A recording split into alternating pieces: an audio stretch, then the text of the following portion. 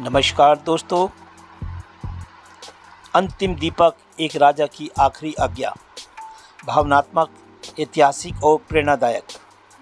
ये कहानी उस युग की है जब राजाओं का मूल्य उनकी तलवार से नहीं बल्कि उनके न्याय, त्याग, करुणा से आंका जाता था। ये कहानी है सूर्यगढ़ के राजा धर्मवर्धन की। एक ऐसा राजा जिसने अपनी आखिरी सांस तक प्रजा के चेहरे पर उजाला देने का संकल्प निभाया और अपनी मृत्यु को भी एक रोशनी में बदल दिया। सूर्यगढ़ एक छोटा लेकिन शांतिपूर्ण राज्य है जहां अंधेरा नहीं था, क्योंकि वहां का राजा अंधेरे को सहन नहीं करता था। राजा धर्मवर्धन की एक ऐसी आज्ञा थी, राज्य में कहीं भी अंधेरा नहीं रहना चाहिए था, ना किसी के घर में और ना किसी के मन में। हर शाम पूरे राज्य में दीप जलाए जाते। हर गली, हर द्वार, हर झोपड़ी में एक दीपक जो उम्मीद और प्रेम का प्रतीक बन चुका था।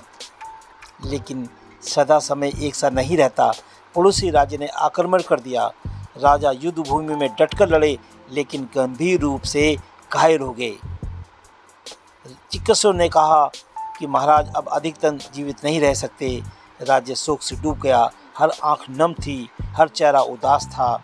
तभी राजा ने अंतिम इच्छा जताई, जिस दिन मैं इस संसार से जाऊं, उस रात भी मेरे राज्य में हर दीप जलना चाहिए। फिर वो रात आ गई।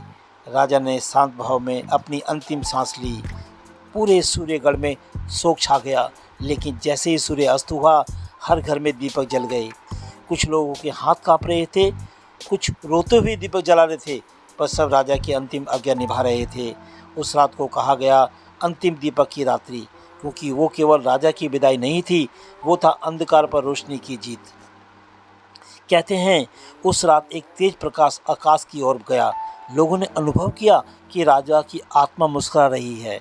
और तभी सूर्यगढ़ में एक परंपरा शुरू हो गई, प्रकाश पर्व, जहाँ हर साल उस रात दीपक जलाए जाते हैं, ना सिर्फ राजा के स्मृति में बल्कि उस सीख की याद में कि जब तक एक दीपक भी जलता है, अंधेरा कभी स्थायी नहीं हो सकता। क्योंकि अंधेरा शोक से नहीं फैलता, बल्कि तब फैलता है जब हम उम्मीद खो बैठते हैं, और रोशनी तब आती है जब एक व्यक्ति सेवा, न्याय और प्रेम के लिए दीपक बन जाता है।